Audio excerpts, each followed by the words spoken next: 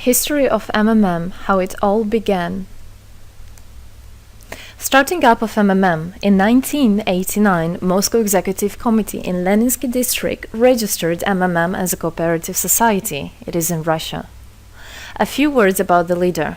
The MMM Cooperative Society was founded by Sergei Mavrodi and was one of the leading computer equipment distributors in Russia. Sergei Mavrodi, having a degree in maths, worked as a programmer and took part in the development of the first operating systems.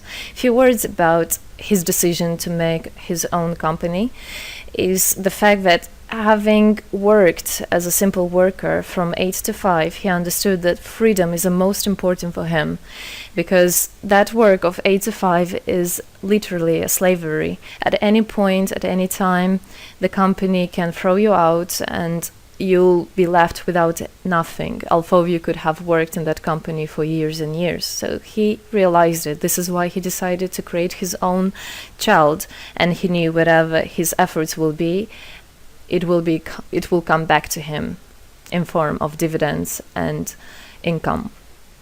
Free of charge travel campaign. In 1992, the brand became universally recognizable after Mavrodi offered several times to all the residents of Moscow a day of free of charge travel in metro, Moscow subway. Pretty smart. Birthday of MMM. On October 20, 1992, the joint stock company MMM was registered. In fact, it is a birthday of MMM in the traditional form in which people got used to consider it. The shares of MMM on sale. February 1st, 1994, the shares of MMM went on sale, and people immediately began to buy them. Moreover, the company willingly bought them back on a new, higher rate, which grew very fast at about 100% per month. The company's principle today is always more expensive than yesterday worked perfectly. Few words about that. Why did he do that? As you might know, in 1991, the Soviet Union fell. So if until at the time of the Soviet Union, everything that there was in the country, like properties, different companies, or whatever that was bringing some goods, was national. So any person of the country was entitled to have a share of that production, of that company. Everybody was equal. But when the Soviet Union fell, what it meant is that all the companies, all the properties had to be privatized. So you can imagine there is a company, a huge company. People worked there for years and years. And at one moment, there comes a person and says, all that is mine. Yes, this was the case. And obviously that information, that laws about the fact that it was possible to privatize was kept only for a small group of people for obvious reasons. So a simple worker who worked in that company for years and years or all his life didn't know he can actually come and say by law that that is his. So what genius idea Sergei Mavrodi had is to sell these shares to gather the money of the people, and with this money to buy those companies. So basically, if a person has an MMM share, he would have had an exact share from the company that Sergei Mavrodi bought. For example, a company from oil and gas or something else. Obviously, he knew perfectly which companies are worth it and which companies were not. There was quite a battle there. So as you can see, his idea was great, but let's see what happens. Government is trying to hinder MMM's activities. Surprise, surprise! Planned by the Russian government, MMM 94 was intentionally collapsed. It began when tax inspectors accompanied by OMON officers passed through the crowd of depositors and went inside the central office of the company to give a notice about the planned tax inspection. Right. So obviously, the small group of people that I was talking about is the government people, is the people that have connections and so on. And they wanted, obviously, all that money, all those properties to be kept in their hands. This is how the nowadays oligarchs were made. At that moment, they had nothing. In one day, they got loads of money. And now you can know them as very rich people who made their money on the back of a nation. So obviously they did something just to provoke some panic going through the crowd. Obviously, for any financial institution, a panic is really bad.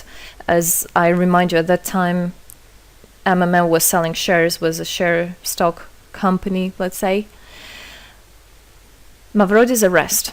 Sergei Mavrody was arrested on tax evasion charge. Really lame excuse. It wasn't at all like that. What happened, even the person that was in charge with giving the arrest, he told him that there was no other option for them. They had to do something, even though it was illegal what they were doing, but they had to do it as they were afraid of him. Because, as he said, another 2-3 months and in whole Russia there would be no government, no banks, nobody, only Sergei Mavrody, that who holds the money nowadays. This is in charge. So he was arrested, and his arrest was broadcasted live on all TV channels, obviously to show off more, to show people how bad he is, and actually the government didn't do anything wrong. On the same day, there was a storm of the central office of MMM. The company was prescribed to recover 49.9 billion rubles to the budget. Huge money. The question about the money in MMM 94 is open, as no one still can give an answer where it is. The authorities simply turned a blind eye to it, although hundreds of eyewitnesses are ready to confirm, even under oath in court, that they saw 17 trucks take out cash through the back door. So unfortunately, at that time, there was no internet, no way, no bitcoins, no other internet wallets, and all the money were obviously kept in cash in the MMM offices. And the government took advantage of it. They just came, took it out, and then they said nothing. Moreover, they didn't say where the money went. They even made the way to make people believe that Sergei Mavrody was the one who took all those 17 trucks of money and disappeared. But obviously it wasn't the case. It was a simply lame excuse. Demonstrations against state authorities. August 1994. Thousands of MMM depositors affected by the artificial collapse of the pyramid protested and demanded to set Mavrody free. Actually, Mavrody could have used his powers and do huge, bigger protests, but he decided not to do that, as that would made as obvious a different protests of this type. Could be people injured or even killed, so he decided not to use people in this purpose. It was very noble from him to do that. MMM leader became a deputy. However, he found a way to get out of the prison. Being imprisoned, Sergei Mavrody had managed to register as a candidate for a deputy of the State Duma and was released from prison. He won the elections by a landslide and became the deputy of the State Duma of the first convocation. So, as a deputy in Russia, they have privileges. This is why, becoming a deputy, he was set free. The State Duma is against Mavrody. Surprise, surprise! The State Duma deputies deprived Sergei Mavrody of his deputy plenary powers due to his permanent absence at the Duma's meetings. That incident was the only one in New Russia's history. Sergei Mavrody wasn't interested at all in politics. It's not he hates politics, as he said it many times. So he became a deputy only for the reason to get out of a prison. That's it. He wasn't interested to go to at their meetings, as he himself considered as well the people there as being quite silly and not worthy to spend time with. But this was another lame excuse for them to deprive him by saying that he is absent. A candidate for presidency. The Central Election Commission registered the authorized representatives of the initiative group that had nominated Mavrody as a candidate for the president of Russia, but subsequently rejected a significant part of the signatures in the support of a candidate, and his registration was renounced.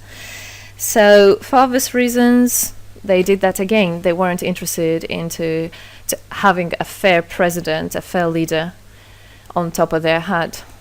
Revival of MMM, January 2011. Sergei Mavrody renounced launching launching a new project of MMM 2011. Together we change the world. Previously, there were simply no analogues of similar systems in the world. The film about MMM, the launch of a project fell in the same time interval with the release of Russian film about MMM Pyramid, the plot of which is based on the eponymous book in which the history of MMM is disclosed by Sergei Mavrodi. So he wrote a book, and there is a movie which I highly recommend you to watch. You can find it online on YouTube. MMM is building a new, fair financial order. June 2012, the activity of MMM made a lot of banks collapse and a huge outflow of funds from deposit accounts happened. The system numbered more than 35 million members at the time. For obvious reasons, the fight against the system started. It suffered the same fate as MMM 94, eventually collapsed. So what happened, a lot of banks, as I already said, had a huge outflow, and another minus of the system of that time was that it wasn't really quite a community, because the money was still kept by the managers in MMM. So it wasn't the same idea as it is now, comparing it now, where people exchange money between themselves. You don't need to put it in a central account. At that time, there were central accounts, and it was again used by the banks. They simply blocked those accounts that they identified as being of MMM and took all the money away, and that's it. There were no other discussion about that. Again, huge loss of money. People lost a lot of money. Sergei Mavrodi didn't get all of them. It was again the banks that took the advantage of it. MMM 2012 is just the beginning. I'll be back. Sergei Mavrodi announced the launch of a completely new MMM, World Mutual Aid Fund, MMM community. It speeded up since the first day, showing crazy dynamics on new members' registration. It has been decided to send 10% of the whole turnover on payments to the affected members of MMM 2011. So again, another genius idea. In order not to make central accounts, in order not to gather the money somewhere, now the money are spread directly between participant itself. You can just check in your account online whom you should transfer the money to. So MMM now is connecting all the people between themselves in exchange, so that they can exchange the money and get benefits of it. It's amazing and it's crazy, but it is true. MMM is growing.